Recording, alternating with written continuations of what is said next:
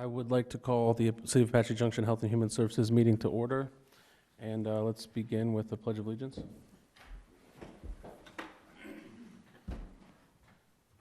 pledge allegiance to the flag of the United States of America and to the republic for which it stands, one nation, under God, indivisible, with liberty and justice for all. Roll call. Vice Chair Erickson, Here. Commissioner Bory. We'll have to wait and to see what happens. Commissioner Kiner, Here. Chair Mitchell, Present. Commissioner Brennan. Here. You have a quorum, Mr. Chair. Okay. Consent agenda. Do we have a motion to approve the consent agenda? So move. I seconded. Okay. Roll call. Actually, wasn't there a correction to the minutes? Okay, so The the minutes minutes are the record. consent agenda? So you can make an amendment to the motion. The first person, the second person can approve the amendment to the motion. So do we have a motion to approve the consent agenda with the correction of title for Mary Erickson? I need a second. Second. Who was the first one? So Dr. Michael Brennan made a motion to approve the consent agenda. Mary Erickson seconded it. The chair. The first person that made the motion should actually make the corrected motion, Okay. and then the second should agree. Chair, I make a motion that the record be amended to show that there are errors in titles to the previous minutes, and that should be corrected. I second the motion. Okay, Thank roll call. Do I need to do two roll calls or just the one? Just the one. Chair Mitchell, Yes. Commissioner Brennan, Here. Yes. Commissioner Kiner, Yes. Vice Chair Erickson. Yes. So move, Mr. Chair. Thank you. Public hearing? There is no public hearing? Okay, so moving on to old business, and I don't believe I see any old business here as well. And then moving on to new business. And it looks like the first thing is a discussion and review of the City Code Volume 1, 2-11 for the Health and Human Services Commission from Jennifer Pena. Okay. So as you know, there was an original Human Services Commission prior to the establishment of the city. When the city incorporated and became a city, that group continued to do their services until the city eventually formed the Health and Human Services Commission. That was done through Ordinance 060, let me see, I think it was done through 064? 084. And that originally had a commission with 7 members. And then eventually through history, it was hard to get commissioners to, or individuals that wanted to serve on the Health and Human Services Commission. And they eventually went down to 5 members. Recently, the City Council had several applications for its boards and commissions, and they decided to make the Health and Human Services a 7-member commission. However, that change will not take place until next year when they reappoint new members or existing members to the boards and commissions. So for this next fiscal year, pretty much, we will remain a 5-member board.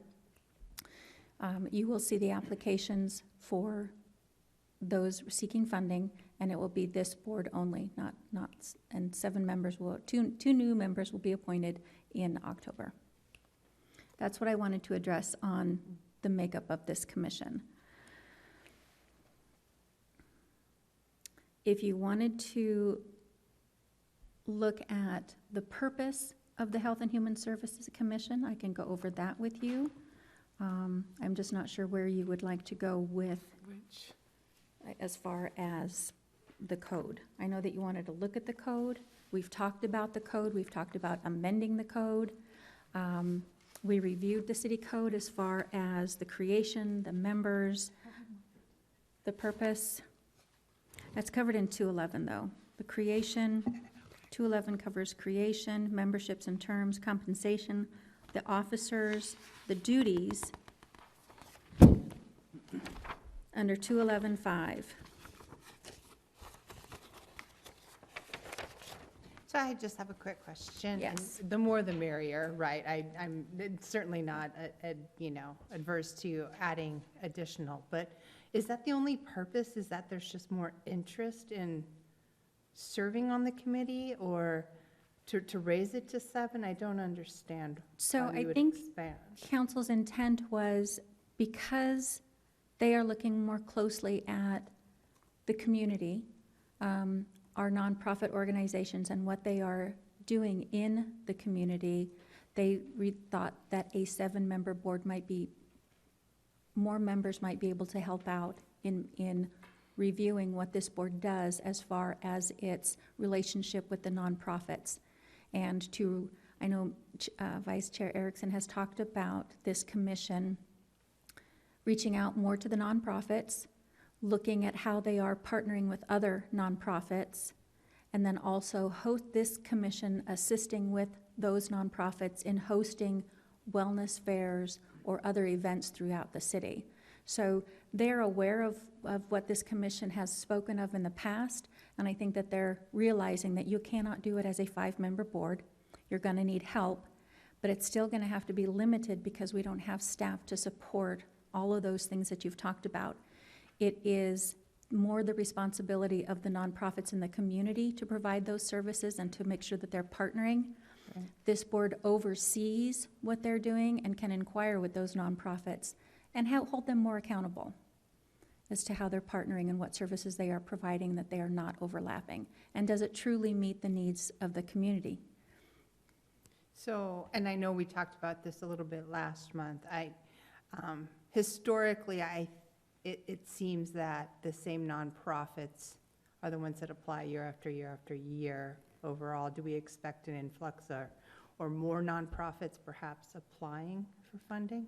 So in years past, it was pretty much the same 4 nonprofits that applied because they were held to extremely strict reporting requirements and accountability. Since we have not defined which financial auditing that we do for this Health and Human Services Commission, and since we are not going to define that, it gives this commission a little bit more leeway to have other nonprofits apply and then how they report their financials. Although there is an ordinance that does say audited reports will be done, their current fiscal business report will be provided, things like that, it gives you a little more leeway as to how you accept their financial report, an audited report. So it doesn't have to be by a CPA.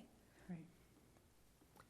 And Jennifer, I think we have had more people, or more agencies interested in the last couple of years. Is that correct? You have. The Salvation Army, who used to apply for funding years and years ago, they recently reapplied for funding. CAFA was bought out by New Leaf, and New Leaf did not apply this year because contracts are non-transferable. So they did not apply this year. That was their call. So I am not sure who will be applying this year. Okay. And if we can comment, I can see your question, if we have 7 on the commission, they need to be dedicated because it would be more likely to not be able to get a quorum if a number of them did not show up. However, I definitely agree that, if we have more people and more talent, more people that have a diverse background in health and human services, that we can use that talent in reaching out to the community much more effectively. So there are pros and cons, but hopefully the pros are very much outweighing the potential for people not showing up for meetings. And like you said, if this board decides to visit the nonprofits or see what they're doing or work with them on forming fairs or community events, that's you and your time. So you'll want to be very considerate of each other's time and resources available to do those things. So we've covered, I'm sorry, Chair Mitchell, we've covered 21-629, which is 211, and we've kind of rolled into the second one, which was a discussion and review of Ordinance 084, which was the establishment and formation of the commission. They're all just kind of intertwined, and I just kind of go through all of them. Sure. So I do apologize. I just mingle them all together. When looking at 2011-5, my experience from last year is that we really did number C, or letter C. I don't see that we were doing much with A, B, D, or E, right? Correct. So how much leeway do we have to say, hey, we're going to do a public health and wellness day, or we're going to, focus on, what should we do for the public hearing for the needs of our elderly citizens? I can obviously bring to light things that I've seen in my experiences. I think we all might be able to bring to light things, but what should we do to address these others? And I guess I'd open that up to the other members on the commission too. Well, that's partially the reason why I'm on the commission, is because I see that we have the capability and, really the tasking to address the other duties. And, I guess perhaps for the commission to work effectively together, some planning, I don't know if we could do some kind of a planning meeting for us so that we can learn from each other how to effectively work together. And I know we have to be very careful when we go out into the community not to have a meeting within the activity that we're doing, and yet really, we're here to serve the community. And how can we do that unless we are able to meet together to start planning how to initiate some of these tasks that we have? So I guess that would be a question that I would have for staff members on how we could go about possibly requesting some type of a work session or a roundtable. I know it's really hard to interact when you're sitting parallel to each, and you can't see each other in the, face to face, to be able to do that planning. One of my concerns is that we're in an era in which lots of false information gets propagated broadly. And what efforts are made, or what mechanisms are inherently in place to make sure that information is valid and that it's beneficial to the community, so that we don't propagate things that are compromising and endangering. I don't want to hear about anybody injecting Lysol. Yeah. Can you go back to 211 real quick, the city code? The first, there we go. Okay, so we talk about conduct public hearings to determine needs of city residents, et cetera, and make recommendations. So I guess to the staff, have you ever seen anything done in the past with this commission? I've only been here 3 years. Okay, So no. we did talk about this and why it is in city code, and this came with the original formation of the commission. So you got to think back all those years and what they were trying to do. So while you do not do this at this time, and it's kind of different of what this board or commission currently does, we left it in city code because times change. And it may circle back Right. to something like this. But we didn't have transportation out here, we didn't have a hospital out here, and they were trying to address disabilities, our senior community, and our disabled. So handicapped, developmentally disabled, and our senior community. Times have changed. We're dealing with mental health, we are dealing with homelessness. So we never took this out of the code because it may come back to this. I think the bigger picture is, since you are a small commission, and even with 7 members, you will still be a small commission to try and achieve all the things that you would probably like to achieve. I know we all have big goals, but we have to realize what are our resources and how can we utilize our resources and make them work for us. And that's your goal as a commission, is how can you get the community resources that we do have to work together and help the community and then you just kind of work with them to kind of push them along. You know, what are you doing? Who are you partnering with? We, in the office, we are in control of the contract. So we administer the contract. They have reporting requirements. They have to provide us with receipts, classes that they've held, their attendance.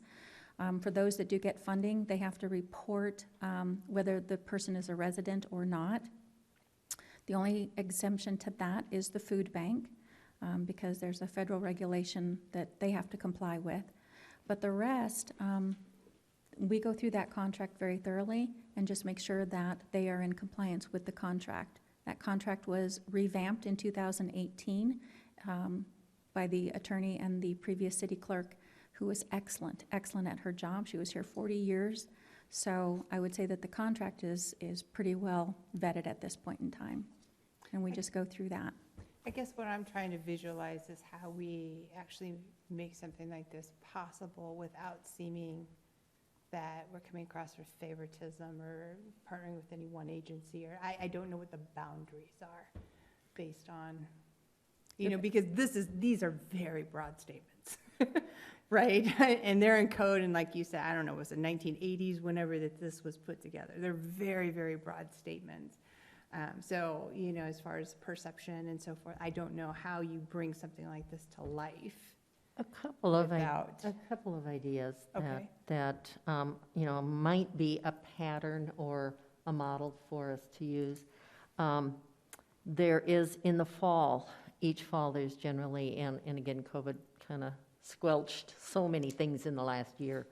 But there's I think it's in October sometime, a wellness fair, or and it's usually over at the Multi-Gen Center. And they have workshops, they have classes, they have booths, and that's an area that has great potential for, you know, you could do any of these types of things, not hearing, but you could have, you know, a survey that you would hand out or partner with, you know, with this event if we are seeking any information about the community regarding health and wellness, or if we want to have a display of, you know, the thing you mentioned, you know, you don't want to have people ingesting poisons. Right. Poison control, you know, or, you know, just what, you know, there's a lot of people that are elderly that have falls or are victims of cyber crime, you know, and don't understand what the problems are. So finding out what are the biggest challenges that affect their well-being, our constituents, people in the community. Then what do we do with that information? We can either have talents within our commission, or we could partner with another agency, either within our community or outside.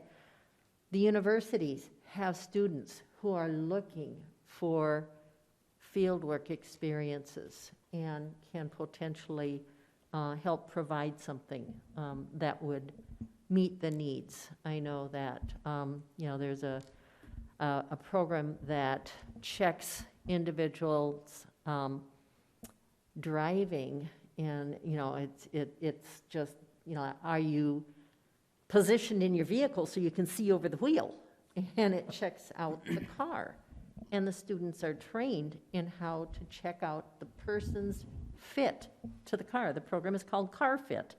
So the little old lady driving down the street that can't see over the you know, hood, with proper adjustments, could be able to drive safer. And we wouldn't be doing the entire project, but possibly connecting with people and organizations, educational agencies, educational institutions that could help with that.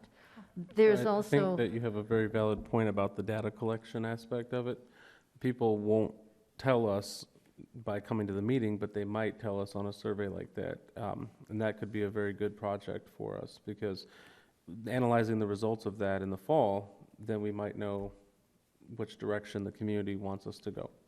I pinpointed a couple things here, but I was just going to say, finish what you were going to say. I didn't mean to cut you off, but about that was a really tremendous idea about the data collection part of it. Yeah. I mean, Yeah.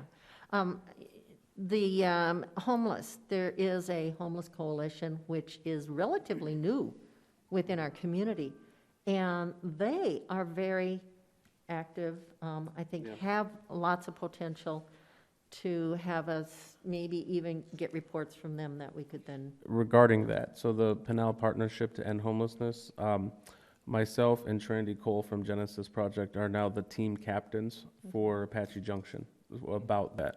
So I have the vote that goes back to, from Apache Junction to that coalition per Brian Powell. So with that being the case, I've been going to their meetings, and they do have, in this upcoming month, and it was something I might mention a little bit later, but they need volunteers and people to go to trainings to learn how to do a count. They want to do a count of the homeless and a survey at that time, so we can better determine the needs on how to address them for our community too, and for the county as a whole. Chair Mitchell, are you working with MAG on the homeless count that they've done for every year for, I January. couldn't tell you how long? I'm not sure that they did it last year or not. I just came on this year. So, Okay. but Stacy Parisi is who I communicate with on that one. And then the meetings are actually held in person in Florence, but you can dial in on the phone with those as well too. And which organization is that one? Pinell Partnership. Okay. That's So the another coalition you're talking resource about. that we have is MAG. They have done it every year since the last 20 years that I know of. They do a homeless count every year. It's rather hard to do, like Mr. Mitchell was saying. They're a resource. Your other resource is your nonprofits. I would poll them, find out what they know. They're your biggest resource. You know, what are they seeing as what is needed in the community? And the other is maybe do a sign and a survey at MGC when people come in. There's a lot of senior classes up there. And if you've got time to stand there during the morning 7 a.m. class and say, hey, we're doing a survey on senior services. Do you have a few minutes, or take the card with you and drop it off in the box when you come back? Something like that. Again, consider your time and what it's going to take to do this. I like your idea of, I mean, we do have access to the nonprofits, and I could see there would be greater value bringing them in to chat with us and helping us set a direction to maybe fulfill some of these other things versus they kind see of our- randomly going out and about trying to, They see our biggest need. yeah. So clearly, though, if they were to do some sort of audit and present that, you have to understand it's sort of a Venn diagram. There'd be an overlap from various agencies. I'm sure people use a variety of resources, but I think it's a great idea, and they may even find that people are more open to them. Somebody brought up various students. You know, there are probably a plethora of social work students that would love to come out here and deal with defining resources and demonstrating where people can receive various services, and that would meet a need for them to do, as you said, some quasi, because field work means you have supervision, but it would be akin to that, and I think that would be really helpful. You know, I try and recruit some of the residents I used to teach, but those would be very medical-oriented issues, and nonetheless, though, I think that there's a real need to understand various aspects of care and when care is needed. I don't know if any of you are really cognizant of the fact that every 10 years you need a new tetanus shot. Okay, and it can just slip by, you know? You can say, well, I had a tetanus shot before, I had DBT. I don't need that. Well, you had that as a kid. Every 10 years you're supposed to get a new tetanus. So that sort of information might be really helpful. But again, I think a broader look at what services are there. Elderly people get scammed quite a bit. There are a number of all sorts of robocalls that they inadvertently betray remarkable sensitive information and then get accounts and other things just pilfered. So it would be helpful if there could be a resource where people could get together. But looking at the multi-generational center would be one point. But candidly, help me understand, what do you think is the proportion of the residents of Apache Junction that go to the multi-generational center? It's Emma. high. Is it really high? It's high. Okay. I mean, I've only been there once, and I didn't think it was that full, but I got the idea that they weren't exactly people that were less than middle class. And maybe that was just a skewed observation. I would have to double check with Park and Recs on their numbers, but they are extremely busy and they are a high-use facility. And we have a lot of seniors that go there. Okay. Seniors get their meals there, and they used to arrange transportation out of there. So they do a lot, and they took over a lot for our seniors as well. Okay, that's really good. I mean, because I think that's a place where, as is implied, it could really be coordinated better and a better understanding of what their needs are. Because right now, we're sort of speculating. Just another note, a group of urban studies, I believe, students helped in develop a plan for the walkability and the dog park. mobility. Well, the dog park, but also, walking and trails and making our community more user-friendly for our populations. So, there has been a history of student involvement. Oh, that's really good. I believe those reports were done by ASU students, but I'm not 100% Yes. sure. Yes. And I guess the next logical question would be, can we reach out to that contact that had the connection with ASU to possibly see about having those students help us again, right? I don't know who that contact is, but does the city So know? I would suggest you make a list, because you're far and broad at this point as to what you want to do. A little bit Okay. of boiling You ocean are here. stretched I can thinner bring it than- down a little bit. Yeah. So I think what Mary said was in the fall, there's going to be a health and wellness fair. Correct. I believe a good project, and maybe Mary, if you want to work on this and bring it to a meeting, just a data survey, something that we can hand out. And then I believe, I'd like to yeah, propose, actually, we do something, one, sooner, and two, I think Mm-hmm. going through known nonprofits instead of a survey. Maybe the survey comes along later, but I think it's very clear that we do have a core in elderly, handicapped, developmentally disabled, and so forth. We know who those resources are, those nonprofits are. Let's chat with them and start with that, so we can get our mind around maybe one or two areas that this commission can focus on. And then we would know what type of help we need to bring in, whether it is ASU students or somebody else in the neighborhood, whatever the situation is. I think we need to take a bite and not try to eat the whole pizza here, so. So, I appreciate that, because in some ways, it makes a lot of sense, other than it would be so open-ended. Do you want to refine it to like 5 or 6 things? Even look at whether or not AARP has some things. I'd like to refine it to about 2. Okay, there you go. Honestly, because this is a committee of 5 to be eventually 7. And, we're trying to figure out our time as well as trying to serve a community, right? So let's figure out what the best resource is that we want to come in, and talk. Maybe there's a couple of them, whether it's Genesis or Salvation Army or whomever, whatever our nonprofits are. Let's bring them Yeah. in and chat with them. There's nonprofits, there's also the church community has a large outreach, and they have a number of people with very different, a wide variety of economic capabilities, statuses. So, they may have a voice as well, Good, yeah. so. I know that years ago, I was part of Paz de Cristo, and they would go down to the area that a New Leaf had that was the men's shelter, and people would come there and receive sandwiches and other sorts of things, blankets, etc. But nonetheless. But it may be just their constituents in looking at scams, because they will report to the church what's going on in their, in their personal lives. And if somebody comes and says, hey, somebody stole so much money out of my bank account because they made me think it was my grandson needing money. Or was the, Or, it was the Internal Revenue Service calling me, Yeah. and I gave them all this information, and I go, oh my goodness, yeah. So maybe, identifying, is there another, it would reach another segment of our community, I think.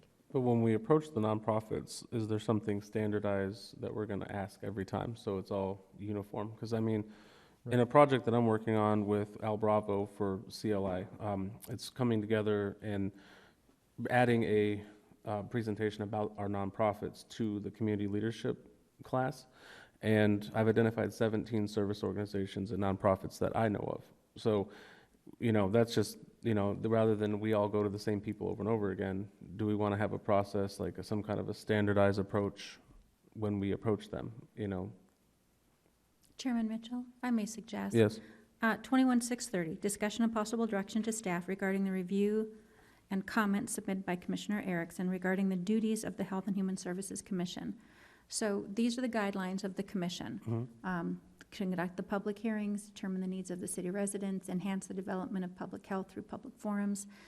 The nonprofits, the announcement that the application has gone out, so the nonprofits are aware that if they want to apply for funding, they have until January 31st. If you would like to give direction to staff that we reach out to the 17 organizations that you have identified, plus the churches in our community, and that they start coming that we invite them to these meetings, and that we would like to hear from them on what they see as a community need, it saves you a whole lot of time in running around, and they're all here to present to you. And we could do it in groups, so that we're not here till midnight listening to everyone.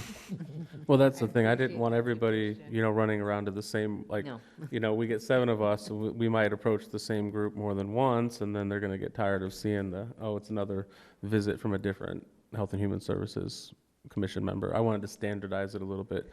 But if staff does that, that's pretty fantastic, to be honest. So what we can do is we can work on this, drafting something to them, inviting them to the commission, that your goal would be to hear from them and hear what they see as a need in the community related to senior services, homelessness, things that the code identified. Any of the developmentally disabled or and I apologize, I know it's here, are handicapped. So you've got something different between handicapped and developmentally disabled. So we could pull the words out of code, tell them that you would like to meet with them, and we can start working on a schedule and have maybe 5 of them come, and we can create just a list of this is what we want to hear, and then also we want to hear what you see as a need in the community. Keep it brief and short and tell them they have a time limit. At the same time, we're also going to publish that there's an opportunity to apply for the funding. It's already out there. Okay. Al Bravos does that. We coordinate, and then also I coordinate with Beth upstairs, and she'll put something on the light kiosk that's in downtown, the lighted kiosk. So, yeah, that all goes out. The only thing, too, is we're in election season, so that may change out as well. So, but yeah, I understand the lights are long there at that corner, and you got plenty of time to read the board, so I've sat there and read that one time. So if you would like to have a motion and to direct staff to compile a letter and invite some of the nonprofits, we can start doing that as well.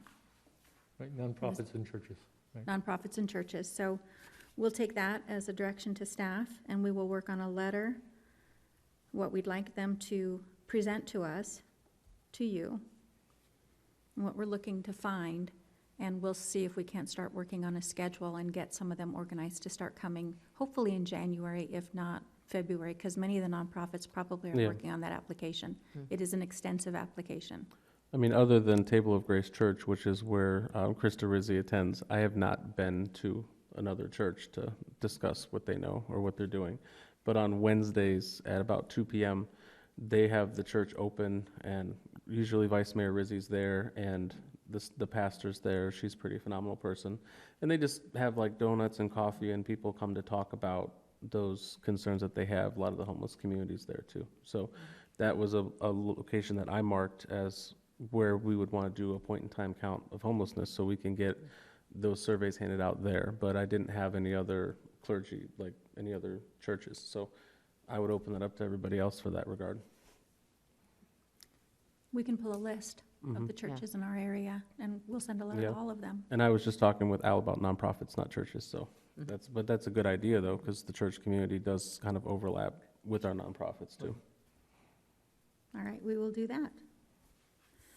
Do we need a motion for that? No, That's perfect. Yeah. So, kind of, well, normally we do. If you'd like to make a motion, we're a little more informal here, but I will take a motion to direct staff. And a second, please, if someone would like to make a motion. Okay, I will give it an attempt. I move that the staff compile a letter and invite members of churches and nonprofit organizations to attend Health and Human Service meetings to identify needs within the community. perfect. Perfect. I'll second that. Thank you. Okay, roll call. Vice Chair Erickson, Yes. Chair Mitchell, Yes. Commissioner Brennan, Yes. Commissioner Kiner. Yes. So moved, Mr. Chair. Thank you.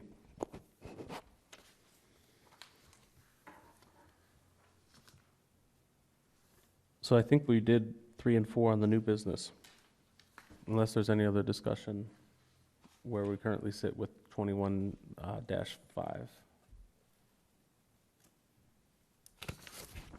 But I like where this is going. I think we're starting to put some things concretely in place, so that's pretty excellent. So the next thing on the agenda would be number 5. It says discussion and possible direction to staff, review and comments submitted by Commissioner Erickson regarding duties of Health and Human Services Commission. That was We Jennifer? just made that motion. Okay. So you're on the back So- page.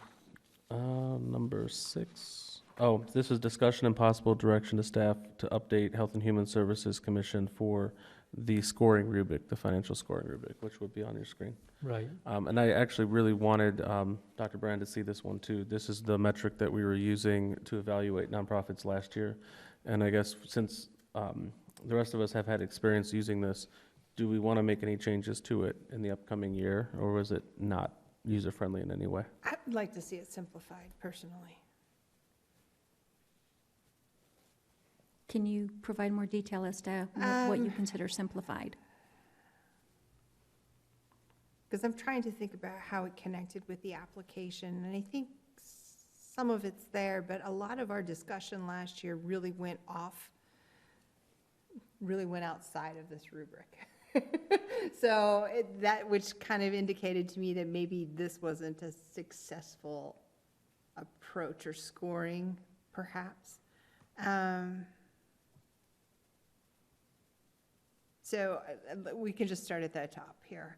So the whole submitted by the required date and so forth, you all take care of that. It's not really beneficial for us to have to be completing that information. I think that entire eligibility piece, you guys take care of before it even gets to us. So that seems to be something that could legit come off of here, because that's not something that we have to take a look at.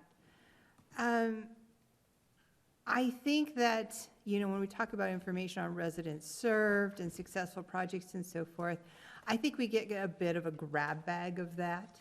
In fact, where, where folks like the food bank, they have, how many people that they've served, or Genesis, they know exactly how many meals, where we had other nonprofits coming in that maybe they didn't have that kind of numbers, and maybe our decision doesn't need to be made on that kind of number. And I'd be curious to hear anybody else's opinion there. But, it really came down to, I think last year, we talked a lot more about, are they doing some of their own fundraising? And are they working with one another in the community? Are they, kind of sharing on those, partnerships? Some of those types of More questions. And I'm qualitative. not sure that this rubric gets down to that maybe as succinctly as it could. Well, actually, I do agree with one thing, that first part about eligibility, we really don't need to see that, because they're not going to be presented to us unless they are eligible, right? Exactly. Yep. Am I correct on that, Jennifer? Correct. They have a deadline. If they don't file by midnight on the 31st, then their application is not considered. Yeah, so it never would get to us, so we could strike that from the rubric for However, this year. Will we ever know if someone has applied and was not qualified? No, Okay, so. we handle that in-house. So then that really isn't Right. pertinent to us. This was kind of a checkoff list for both staff and for you. Mhm. And it was a way to rank them by a somewhat of a point system, but your questions of, what were they? Commissioner Kenner? They were, do you remember some of the questions you just pointed out that were Oh, not? like last year, they were talking more, we talked more about were they, Partnership? partnering in the, Okay. Yeah. yep, and doing the own, And I own would add that fundraising. to this. Mhm. Yeah. I would add that to this, because what you're looking for is, when you look at the application and what they are planning to do, some of it does not come down to the numbers. Right. Horizon Health and Wellness did a whole lot of classes on mental health. That doesn't come with numbers until you get attendance. You know, how many attended, how many became a trainer, how many became the trainer of a trainer. So it's subjective. But when you do have numbers, this helps you with, did they adequately identify a problem? Or did they just kind of summarize a problem? Did they truly pinpoint what the problem was? And did they truly pinpoint a possibility of a method on how to address that problem? Absolutely. So it does get a little bit down in the hole. It gets but we could add those ones about, are you partnering with others and who are you partnering with? So it's an accountability. I think that would be a good one to add on there, like accountability, overlap of services might be one, partnerships with other nonprofits might be one, but maybe like a qualitative box instead of those eligibility questions somewhere where we can write our opinions after we've reviewed it. I would agree with that. Because some of these, like demonstration of need. I mean, they are applying, yes. I guess, I don't know how to. And I feel like we Logically gave score someone on preferences to organizations that were doing their own legwork too. And I think that was within the ethos of this community. A lot of people like it when they don't want it to be a handout. They want it to be something that's going to supercharge the operations that are already in place and accomplish different and varied things. Nobody wants to take the tax dollars and just give them out and have them keep coming back again for it over and over again. So I think that's needs to be captured somewhat in here as well. And I think that we as a board had that discussion last year and gave preference to organizations that didn't have like that muscle for fundraising or had a lot of fundraising events canceled because of COVID last year. We gave a lot of preference actually to those who had COVID funding too. So it was, again, using the rubric against the application versus the discussion, those three things did not mesh well. I think So. the one thing that this form, we use it, but I think it also is something that, the applicants see that as well, don't they, Jennifer? Mm-hmm. And it is a very succinct way for them to check off, am I adequately identifying the problem? Am I adequately identifying the gaps? Am I demonstrating a need? So it can help them as well, I think, to know that this is what we want them But to do. I'm not saying we need to get rid of it. Yeah. I'm saying we need to streamline it. Right. Demonstration of need, demonstrated a financial need. Those are redundant. You know what I'm saying? There's a lot of redundancy within this, and this is why I'm saying maybe make it a little bit more like Mr. Mitchell was saying. Yeah, and 100 come points up with- total. Yeah. And I think that what we could add pretty easily would be a question about partnership with other agencies. That could be added under the financial to bring that up to 20 points. And then maybe even overlap of services. Are there any overlap to add that and make that 25 points? So are you talking about, rearranging the order? Because we have demonstration of agency partnership under organization review. Oh, I see. Okay. So it was up there. Sorry. I was looking at the financial when I was making that statement. But I guess that illustrates a point, like, it's not incredibly clear when I read through it the first time that that's what they meant by Right. maybe cross-partnership is what I guess would be there. Or Or could you use overlap. a broader term like collaboration? That way, it has the same purpose. You're just saying, what other entities are you using to fulfill this goal? But my concern is, this is nice, but we have nothing here that demonstrates that the goal was met.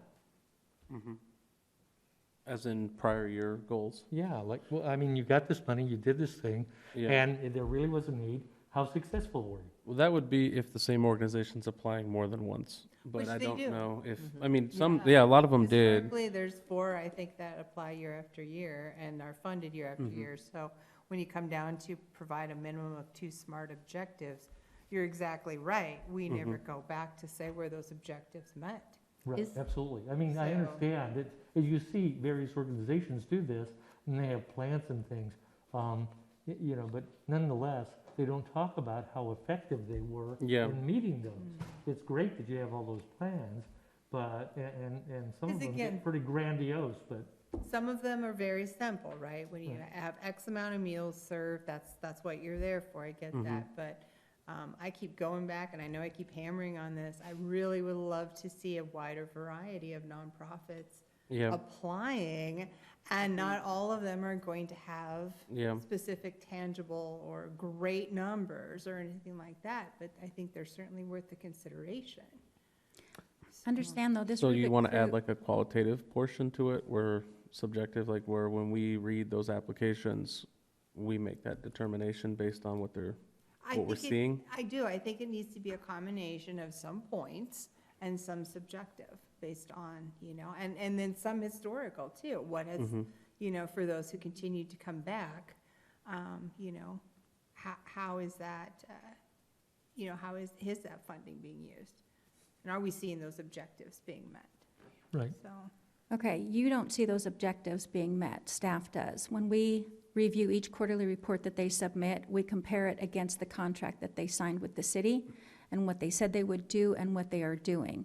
So there was a time when there was an organization that was not meeting what they said that they would do, and we would not fund them.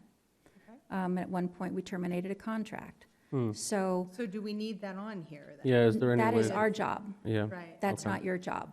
Your job is to review the application, see if what they have identified is a community need. Does it warrant the funding that they are asking for, or do you want to amend the amount that they've asked for, which you guys always do because we never have enough money. yeah. And you determine the amount of funding that they are to receive in order to achieve that goal. The rest is up to staff to make sure that they are in compliance with the contract. So I Okay. think that's part of my point of how we could simplify this, because last year, this rubric came just on top of each one of these. And there was, honestly, my first year, I thought it was my job to fill out everything. And I think we're Oh. gonna see, and Yeah, no. I think that's part of the Okay. problem that we're seeing, that Yeah. if there are some of these things that staff can take care of, can you summarize that for us before, and then put that, then we work off the rubric from there. Yeah. To kind of get a better, understanding of how we can score. What I will say, though, is it would be extremely helpful when we do have that meeting to sit down and allocate the funding. I'd love to hear everybody's score and hear everybody's proposed dollar amounts first before we start to discuss the amendments. But And we did the yeah, dollar. we did do that last Yeah. year. It was kind of it was a back and forth process, but we could put that all on the screen first, and then we can say, okay, maybe Commissioner Erickson feels like somebody was supposed to get 10,000 more than I did, or, but everybody else felt the same way. So then maybe then we can start to see how each person's feeling, and it might make that process go quicker too. So I like the scoring aspect of it, and I'd love to know what everybody's score and proposed funding would Funding? be when we have that meeting, and then that could be how we start that meeting, and then we start to make the amendments, I guess, after having done it last year, If you turn those into us, we will pull together a spreadsheet that will show you how each of you scored each application, Yeah, and then the funding that you're recommending. And that way you've got, one snapshot look at it. I like that, and then we can Okay. see that either at the meeting or prior to. So because I'm a novice at this, is there a set sum at the beginning? In other words, Yeah. you're saying you can get potentially this amount? Or is it sort of nebulous?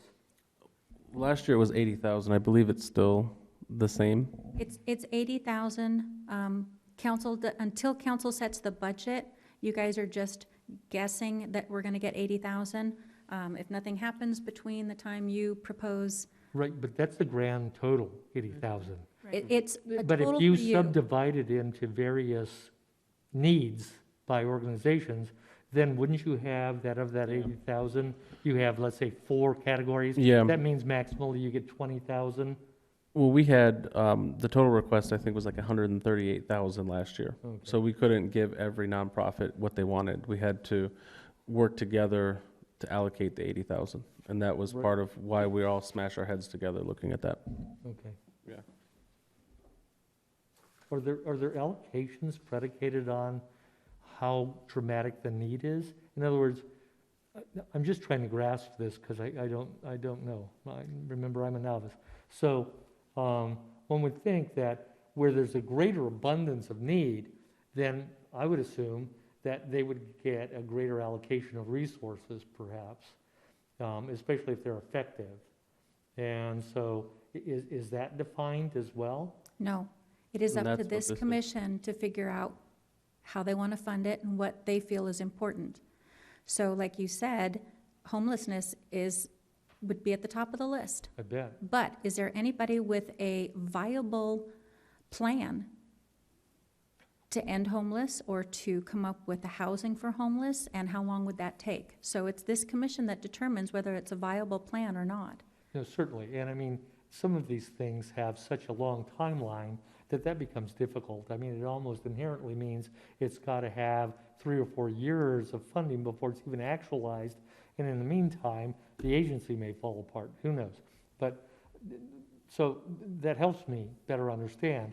But I want to try and, for my part, try and find where the greatest needs are and then see how those can best be met fruitfully. I mean, so that things really do come to fruition and just aren't sort of platitudes, because, I mean, I've seen this stuff in a variety of settings where people say, well, we're going to do this and we're going to do that, and you never then see what the real outcome is, and you hope that they got close, but you don't know. Yeah, I That's- think that's where your interview of your nonprofits Right. and churches Yeah. will come into play to help you identify what they are pitching as the greatest need and versus what you hear elsewhere. And if you attended the meetings, I don't know if you did last year, No. when we made the recommendation to council, the council was very concerned about that, exactly what you said. We need to make sure we're actually accomplishing the goals. Right, absolutely. No waste, effectiveness, need. Those are the main things. And I think that there wasn't, I mean, maybe there was a slight discussion where people felt that we shouldn't do this anymore, but there was mostly, they just want to make sure we're doing it the right way. And I think that's the ethos that came out of that meeting. Everybody had a different opinion of all 7 council members, but I think that what we can do better is when we make that recommendation, we've solved that puzzle a bit. So when we go to that meeting, it's very strong that we've put our heads together, done this the right way, and added a lot of extra effort behind it. And I don't think we did bring the nonprofit leaders here. I don't think we did do that. So those are little things that we might change in the process this year. This year was a little off, I will say. 21 was a little off. January 31st is the deadline for applications. If in February, we call the nonprofits in and you ask them, I see this is what you presented last year, tell me about that, summarize it, how did you achieve it, how do you feel the outcome was? You can hold them accountable front and center by saying, this was your application last year, tell me about the project, how well did it go? You were in the midst of COVID, how did you find that challenge, how did you overcome that? I think Barb has something Yeah, too. Mr. Chair. I just, for Commissioner Brennan's knowledge, the funds are for the fiscal year.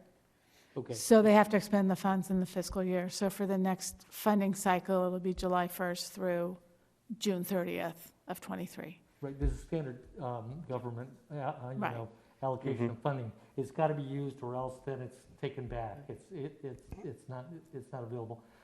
I don't have any problem with that. All I'm saying is, obviously, we've defined that resources are limited, and it's a bit magical on my part to believe that we're going to absolutely discern where the greatest need is and most expeditiously and appropriately be met. But there are, I was a medical director at a facility, and the CEO told me that he had a contract with this organization with 5 real difficult cases. And we kept getting back from this facility that after 3 years, we're still building a therapeutic relationship.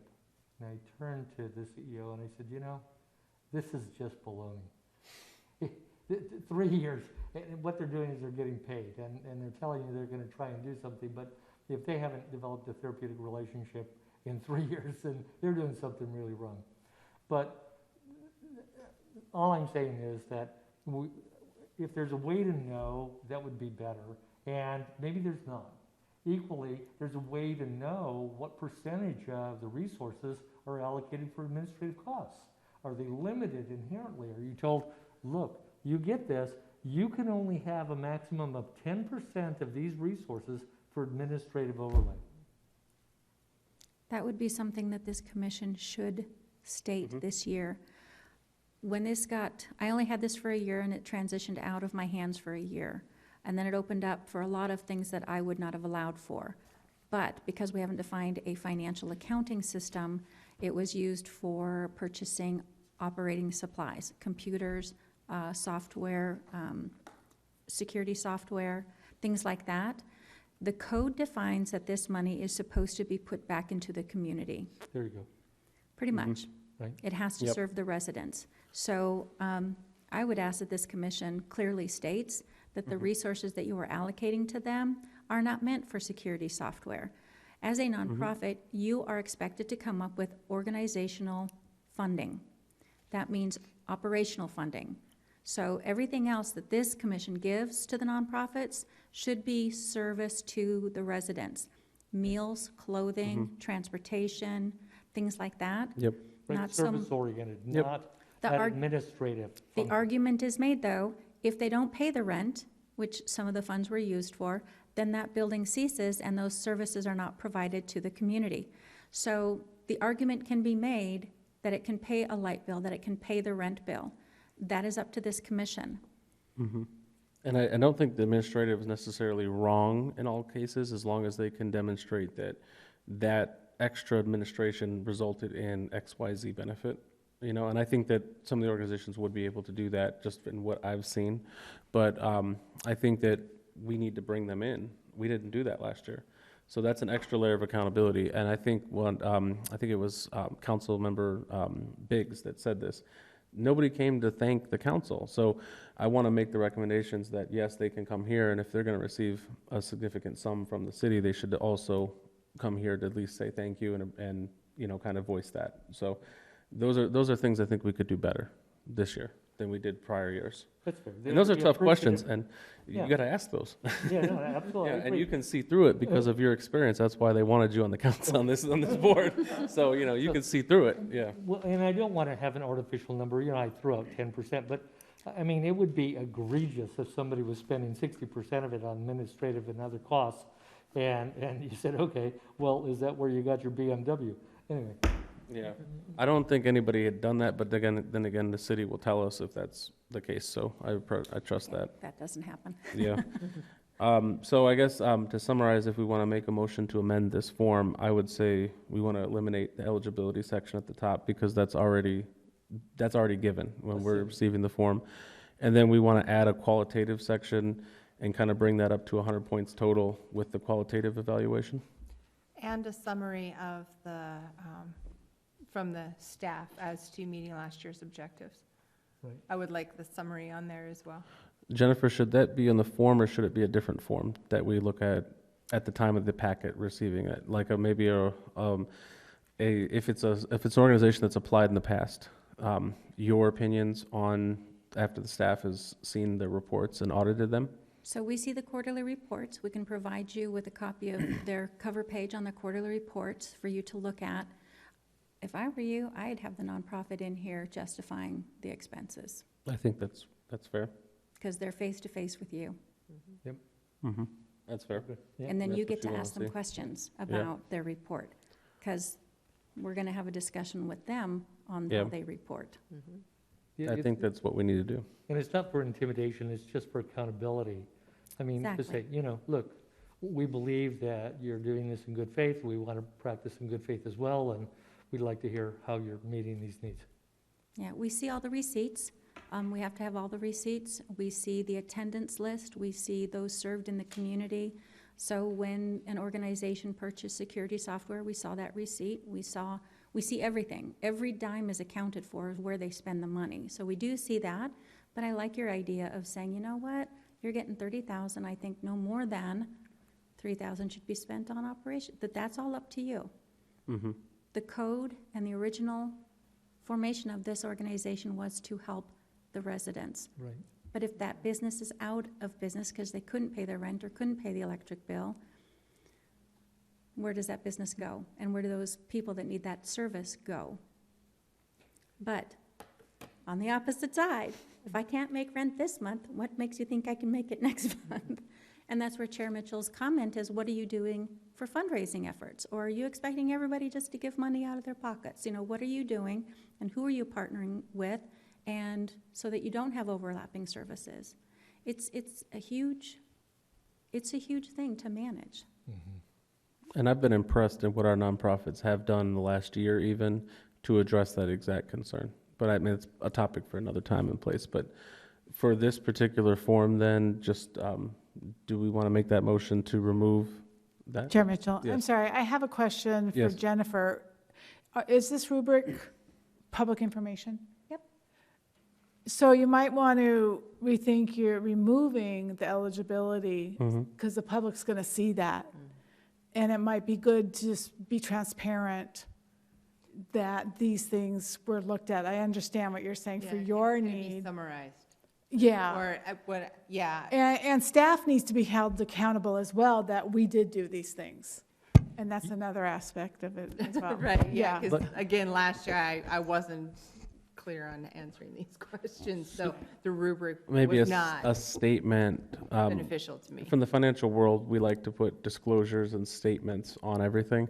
So I could see there being like a statement that says, this nonprofit has met the required due date, provide adequate detail, serves AJ residents, just a statement at the top. And then the scoring goes up. And then we don't necessarily need to have yes, yes, yes, yes, yes, because we're not necessarily answering those questions. Those are already answered. That will free up a space here for us to be able to write our own qualitative evaluations. And I think that'll take us up to 100 points, because the rubric goes to 85 points.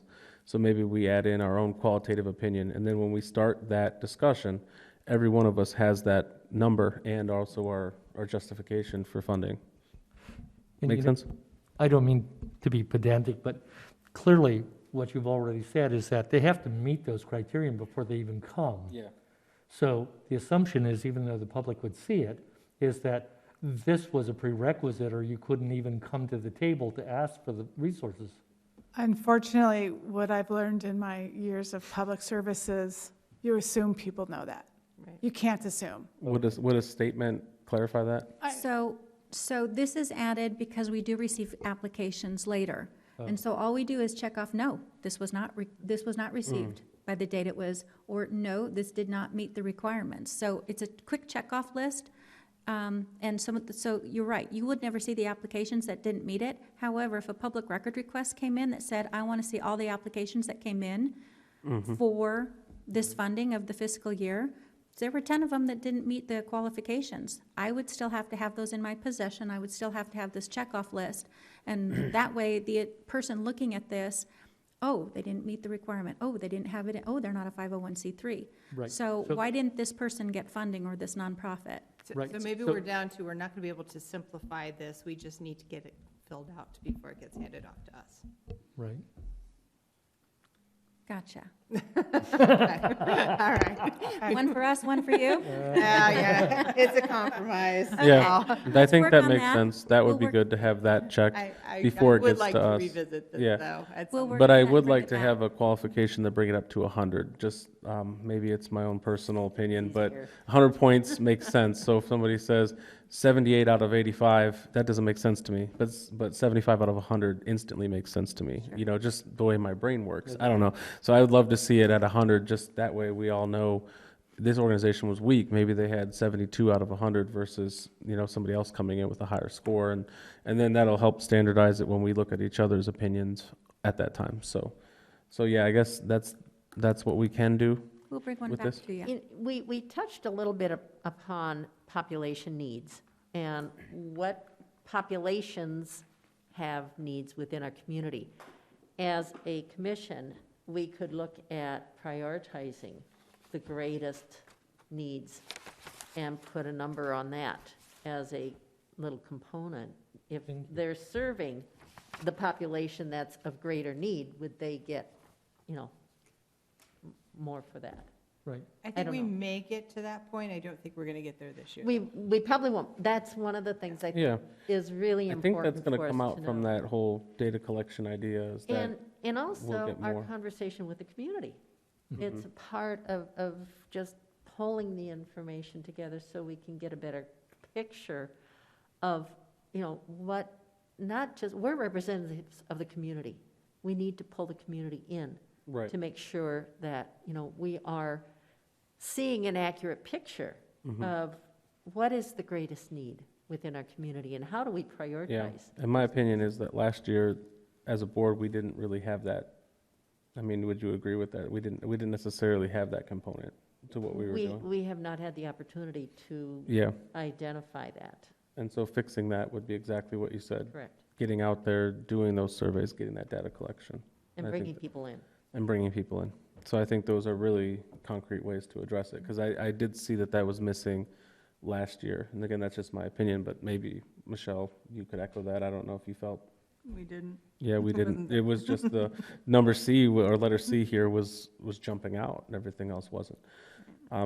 Do we need any motions to close this out in discussion, or are we good to move on? Just another note that Yes, those needs aren't the same year to year. Every to year. And from 10 years to the next. And as you can see, the populations that are mentioned Yeah. in the charter, didn't mention some of the current populations Yeah. that we are seeing as a priority need. I So, mean, I would say three things that, in my opinion, jump out when we talked about needs, and I wrote them down just just so I didn't forget. But, we always have the COVID-19 stuff going on, the public health crisis going on, so what can we do to help address that? Homelessness, and then the increasing cost of things, housing. What scares me is thinking about how much more expensive housing can get. Seniors are on most of the time, Social Security is it. And the increases in rent and the increases in, money that I'm seeing it scares me. So I look almost like you're on the train tracks and you see the train coming and you want to get off those tracks. What can we do now to preempt some of those big issues in the future, But those are the three that I just wrote down that would be, hopefully we can address over time. Substance abuse is a really big issue as well, though. The data is kind of fascinating. There are almost 100,000 people that have died of overdoses that have been exacerbated by the COVID pandemic. As they become more isolated, they have a propensity to use more and more substances, and therefore, that's sadly way too frequently the end result. And there are some very fascinating sort of compounds that are now being created that are really pretty horrible. As you're all aware, tomorrow's my last day, by the way, in dealing with felons.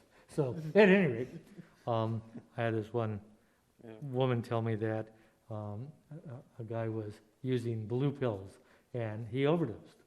And I expected that she was going to be really sort of grieving all of that, etc. Instead, she said, Dr. Brennan, they must have been really good for him to do that. I ought to try those. I was just floored. Anyway, it's sort of the other part of this that is really rather overwhelming. And just in that point in particular, there's an organization called Stand Up AJ, and Shelley Verley in charge of that. She's the director in charge of that. They've actually done a lot of data collection on substance abuse in Apache Junction. So, and they've got a wealth of that. That's part of how they receive their funding and their grants. And they have meetings with probation officers and other people involved in that particular area. So Okay. calling them up, if we need data about that, we could probably get some real concrete numbers to bring to a table. Perfect. Yeah. I think before we move on this particular issue of the rubric, though, maybe we do want a motion that we bring it up to an even 100 points and that the other part would just be qualitative. Do we agree on that part? I think so, yes. So, I don't think I can make the motion. I think I can only roll call. You can make a motion. Okay, so Yeah. I would motion that we increase the rubric to 100 points, that the other 15 points be qualitative for the following review process of the nonprofits this year. I'll second. Yep. And then roll call. Commissioner Brennan, Yes. Commissioner Kiner, Yes. Vice Chair Erickson, Yes. Chair Mitchell. Yes. So moved, Mr. Chair. Thank you. I see here on the information reports, we can have an announcement of community events. So any commission member may announce information regarding activities involving health and human services matters, such as any attendance at events, seminars, conferences, or any upcoming events.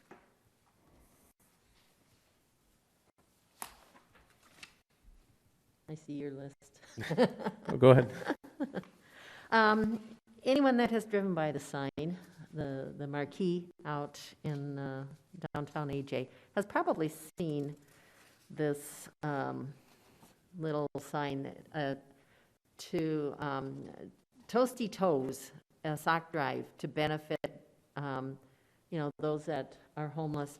It's through the Genesis Project, and it's asking folks to donate new white crew socks to the Apache Junction Public Library. And the end date of the sock drive is Saturday, January 8th. Oh, okay. So that's a sock drive. We're reaching a cold time of year, and people that are don't have a means to wash their clothes, and especially your feet. If you're out on the streets, your feet, if they get wet and dirty, you can have problems with your feet. And if you are with the only transportation are your two legs and your feet, you really need to have socks that are dry and clean. So for those that would like to donate, that's through the 8th. And just another announcement that is an ongoing thing through Genesis is their daily meals. They have, and it is posted on the events, online. But daily, Monday through Friday, from 12 p.m. to 2 p.m., they provide a free meal for people in Apache Junction. And I don't know about weekends. It's occasional, but not at this point. I think it was every day. And the reason I say that is because I cooked for Genesis on a Sunday. Okay. So I Okay. did go over there. Reverend Chef Jason from the Other Side Ministries was kind of overseeing the menu, and then I was just the hired help that day. Yeah, I checked about this weekend, and I'm not sure with the new year. Yeah, maybe the holidays That they could be. stopped because could of the lack of volunteers, maybe. I don't know. But it is a real service to our community. And are you going to Oh, well, talk about? we have the same, I kind of thought I saw. Mary just saw the same thing. I was going to bring to attention the Centennial on January 8th. So from 10 a.m. to 7 p.m. at Prospector Park, there's a variety of activities to celebrate 100 years. So I know there's music, a beer garden, petting zoo, pony rides, a gunfight, fireworks show. All this stuff will be happening, and I know the nonprofits have tables there too to get resources out. So if you can make it, that'd be a wonderful thing to do. So that's one. Was there anything else you wanted to add to that, Mary? No, I just thought letting people be aware of it. It's a social interaction is a part of health and wellness, and bringing your family to events like this is a fun way to really stay healthy. So I would encourage people to get out to this and other events that are within the community, and we're very fortunate to have a community that has events, and we use our parks. This one in Prospector Park, we've had them in Flatiron Park, the little park by Horizon, Earth Heart Park, I think has had events as well. So, yes, get out. Go to the events in Apache Junction. So, Do you have anything, Dr. Brown? Sorry. Oh, and Michelle, do you have anything? I have a couple other things to add. To mention, the Rotary Club of Superstition Mountains would invite everybody to their weekly meetings. The next one will be on January 5th, and it's at the Gold Canyon Golf Resort. So as a guest, we pay for your meal, and you have a chance to see what the Rotary organization does for service in the community. The next thing, in the spirit of health and wellness, I pulled some information from Empowerment Systems about COVID testing and vaccination sites. I know with Omicron on the rise, this might be of concern. I don't know if I should just give this information to Jennifer and she could make it public that way, or if it should be read at this time. If you'd like to read it, you could read it. So testing sites, we have 3. The Superstition Mountain campus of CAC, so the college over there, 805 South Idaho. And you can make appointments online or walk-up testing.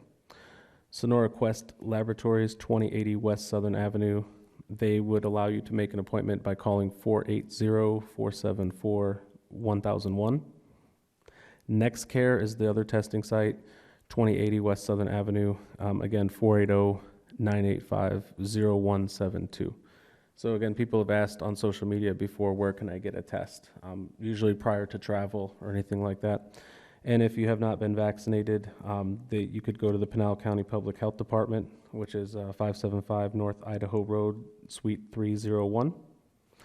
Walgreens, 2440 South Ironwood Drive. Also, it says here that they give free rides with Lyft for that purpose. So if there's anybody that's lacking that. CVS Pharmacy, 325 West Apache Trail, also will give free rides with Lyft. So those are places to get vaccinated. And then the final thing I had listed here is with the Pinell Partnership to End Homelessness. We're going to do the point-in-time count. They call it the PIT count of our population. That's just going to entail really interviewing and getting to know what the needs are and who's here. I know there's going to be a training day. We don't have a location confirmed, but I mentioned January 22nd. So if that's something that you all would like to be involved with, I can send an email to Jennifer about that at that time. Once we figure out the details, it'll be about an hour training because it's going to be about how do we deal with when we approach people and how to administer the survey, what's on it, things like that. But that's a really important starting point to helping the homeless because we have to know who's here, what the needs are. And I also was informed that they want to distribute blessing bags. So any kind of donation similar to the socks, but different things like if there's clothing, toiletry items, things like that. So if it's on your heart to do so, you could bring those when we follow up with the training. But I don't have the specific location there. The next meeting for Pinell Partnership, I do have that written down. That's on January 11th, Tuesday, January 11th. It's in Florence at the Pinell Courthouse, 135 North Pinell Street, Florence, Arizona, from 2 p.m. to 4 p.m. So it's upstairs in the courthouse there. So you could come and be a part of that. There's agencies from really all the towns. I mean, I've seen people there from Eloy, Casa Grande, from Superior. So it's a collaborative effort there. And it's good information too. So if that's on your heart to attend, that's also there. And that's all I have. So I think we can move on from there. Liaisons report. Jennifer, was there anything else to report there? I think we've covered a lot. However, the information that you did provide about the COVID stuff, I would love a copy. Yes. And we get lots of phone calls on it, and having something quick at the fingertip is great. Yeah, and I can't take credit for that. That actually came from Empowerment Systems. So just sharing resources that are already here, I think, is important. So if anybody sees anything like this that would be in demand, just bring it to our meetings.